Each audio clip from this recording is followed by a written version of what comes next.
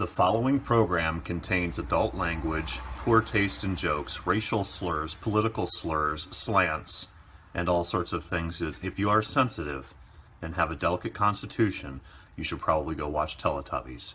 You were warned. Hey kids, welcome back to Roto Talk.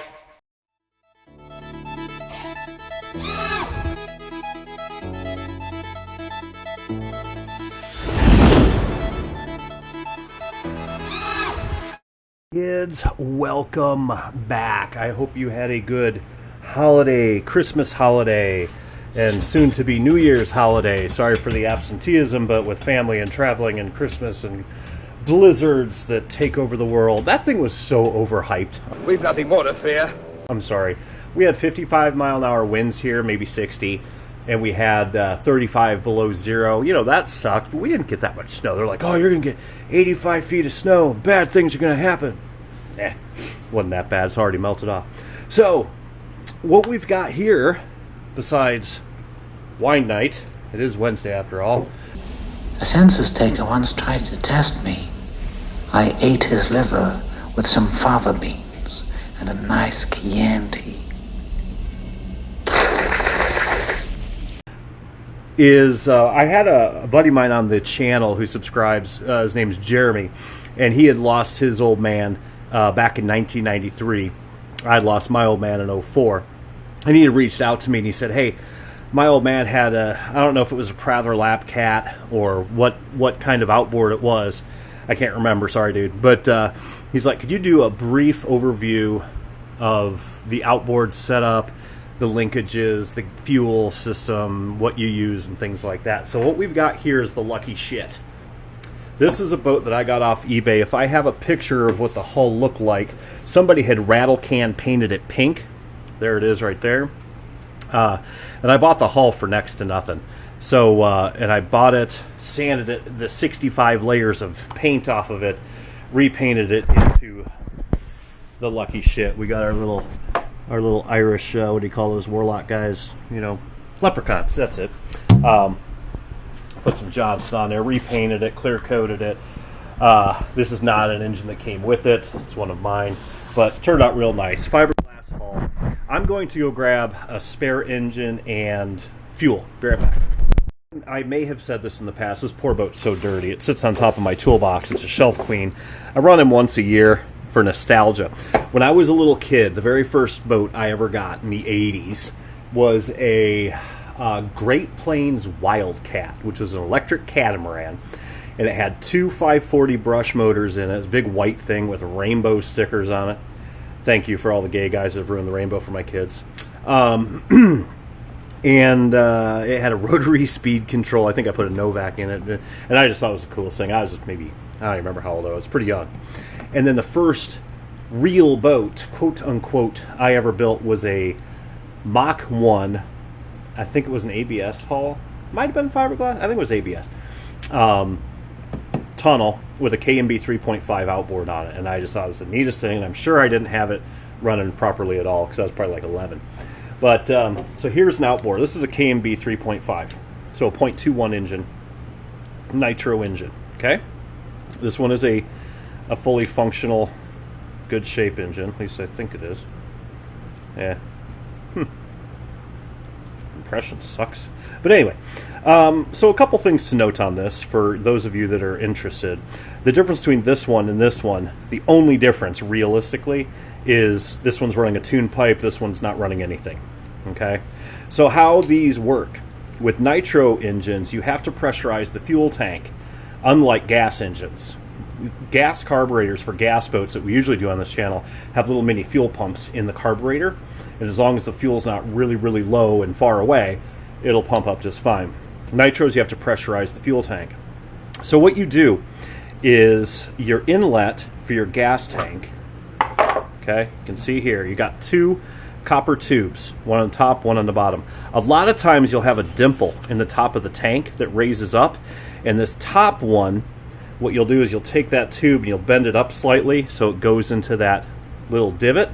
All that is the pressurizer. Okay, so you can see on this tune pipe here, just like RC Nitro cars, you've got a little pitot that you hook your pressure line up to, and the pressure from the exhaust going in pressurizes the tank. So this is just a vent. This tube goes into here to pressurize the tank. When this pressurizes the tank, it forces water through the fuel through the clunk. So the bottom tube is a tube that just goes down with a little piece of fuel tubing on it and a clunk on the end, which is like just a weight, basically, to keep it either forward or backward. This one's going backward, obviously. So that's how it pressurizes. So in the case of a normal KNB 3.5, your inlet of your fuel goes to the carburetor, obviously, and your pressurization goes to this exhaust manifold on the lower unit. Okay? So that's going to go to the vent of the tank. That's going to go to the output of the tank for the fuel to come in. Okay? Let me see if I have a tank. I might have one. Alright, so here we go. I did find a tank in the magic drawer. We're going to loosen this screw. This might be all jacked up. Okay, so you can see this one is missing the clunk, little metal thing that goes on the end. But there's a metal weight that goes on the end of this. And if your tank was sitting like this in the boat, this is the front of the boat. When you go forward, all your gas is going to be towards the back here. Oh, the clunk's in there. There it is. Ugh, nasty. Yeah, it rotted off. That's okay. So that fits on there, and that's just a weight to keep it in the back. Okay, boom. So you can see this one here is just an empty tube that goes into this divot. That's your pressurization. So this tube here is going to go to your exhaust or your however you're pressurizing that tank, and this tube here with the clunk on the end, that's going to go to your carburetor. Okay, very, very simple. Now, a couple things to note about the engine. Starting the type of plug you're going to run. Oh, that's why I had no compression. Okay, you're going to run a standard short plug in this. I've never really paid attention to what style or type, just a good old-fashioned standard plug. You're not using a tapered plug. It's a good old-fashioned glow plug.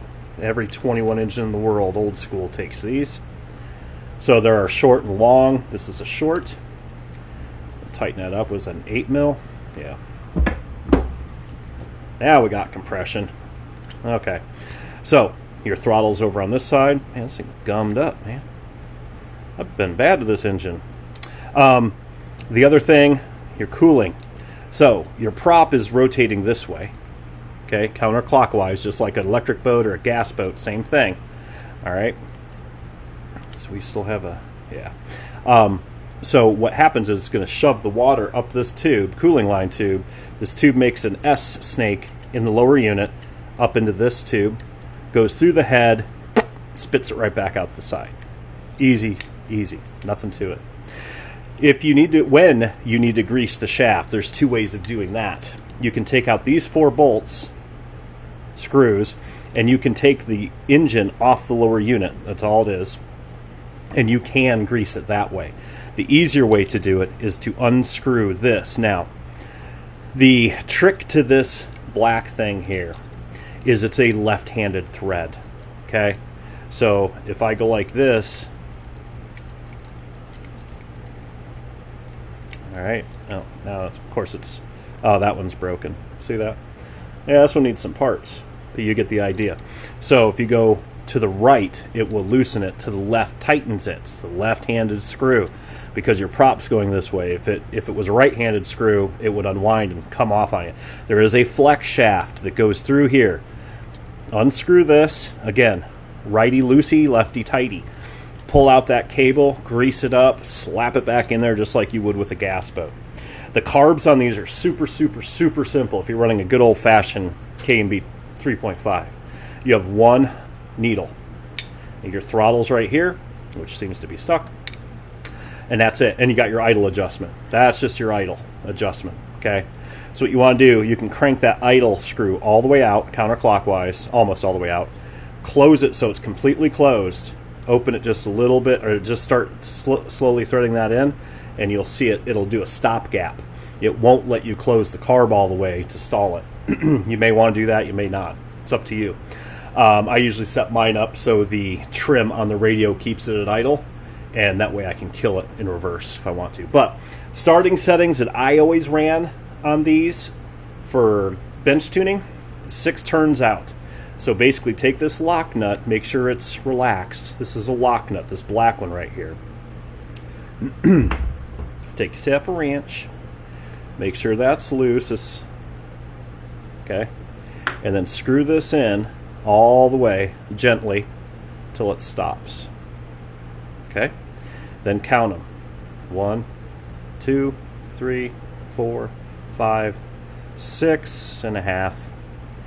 Between 6 and 7 should give you a good starting point. Add a little tension to that just so it doesn't vibrate on you. Fire it up. Your electric start's going to have a rubber cone in it. Make sure you're going the right direction. Okay?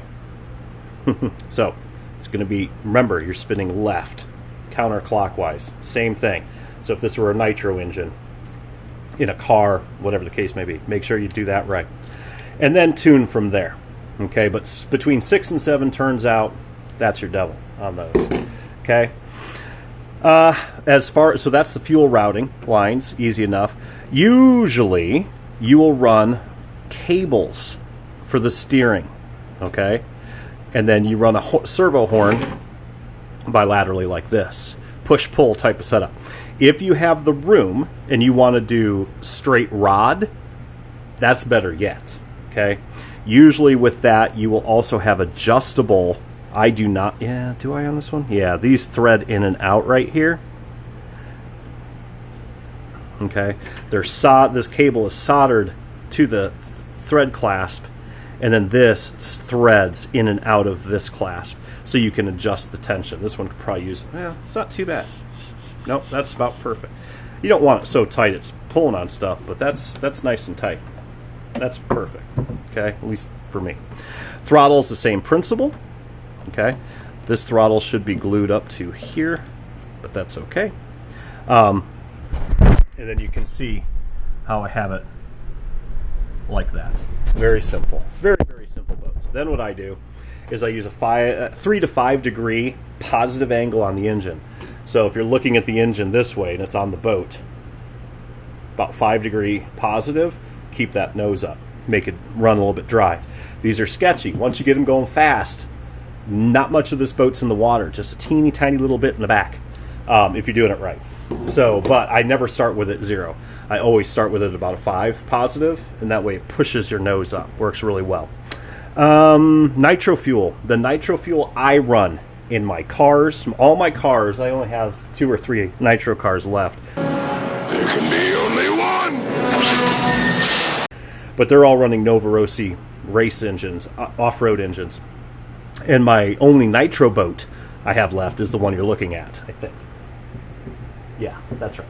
I have a lot of nitro engines, but I don't have any boats left. Because it's just painful. They're very painful. I'll go over the pros and cons in a minute. But I run the same nitro fuel in boats and cars. All right. So I run Bones Brew. All right. I get this online, www.bonesmotorsports.com. This stuff is great. I have noticed a difference. Now I run 30% nitro, 10% oil. Okay. That's what I always run, even though it doesn't say boat. That's what I run in my Novarosis. When I had Novarosi engines in boats, same thing with my cars. This is a car tank filler, not for a boat. You'll have to pump it into a boat. I have noticed a difference with this fuel versus the stuff you get at the hobby shop. This stuff, I have better plug life. The glow plug life is better. They start in the cold better. They warm up faster, and just the response is amazing. I don't know what they do with this stuff, but I've tried a lot of nitro fuels over the years. This is the stuff I use. It's very reasonably priced for nitro fuel. All of it's expensive. But that's what I use, 30%. You can go down to probably 10. I'm not totally sure on that, but whatever. For this particular boat, I did use I 3D printed a plate for my servos. And you can see how simple the mounting is. Just have a hole right there for wiring to go through for the servos. And then I epoxied it in place. Very, very simple. This is not a boat I run much. This is a boat I run once a year as a little celebration thing, and that's it. Just for nostalgia. It's my lucky shit.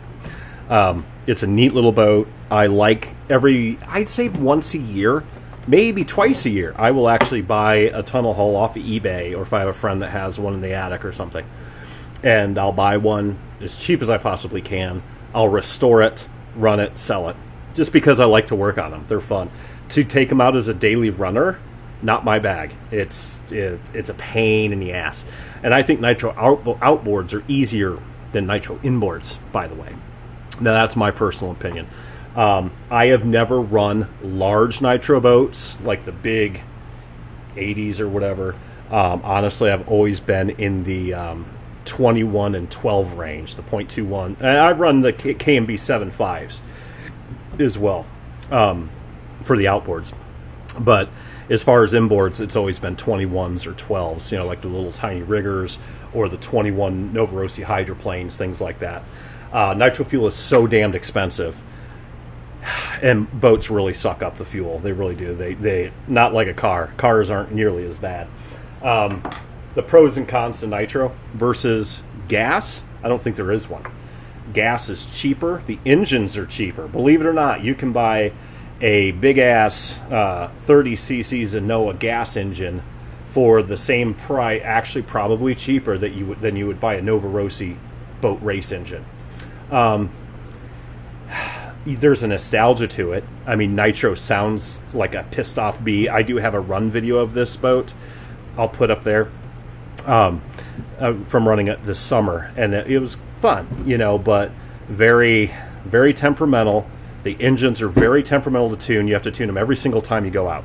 Gas engines, as long as your temperature stays pretty much within range, if you're in the 80s to 90s, 75 to 85, whatever, you don't have to retune your gas engines. You set them and forget them. Now, if it was fall or spring, yeah, maybe. These things like daily. They're just very temperamental to humidity, how they run, temperature. If your idle's too high, if they're too lean, they're very, very, very sensitive. They're a dying breed. And the reason they're a dying breed is because of electric brushless. When brushless came out... Hi, I'm Chucky. Wanna play? In cars and boats and even planes and everything else, it just obsoleted Nitro to death. It really did. And it's kind of a shame because I really do enjoy Nitro cars. I like Nitro boats too. I've had a ton of Nitro boats. I had an Insane Hydro that had a Novorossi mod Nitro, and it was so fast. It was such a fun boat. But again, very temperamental, very delicate, very expensive to run. So, do I recommend you do a Nitro? Probably not. It's fun to play with. I wouldn't want a fleet of them again.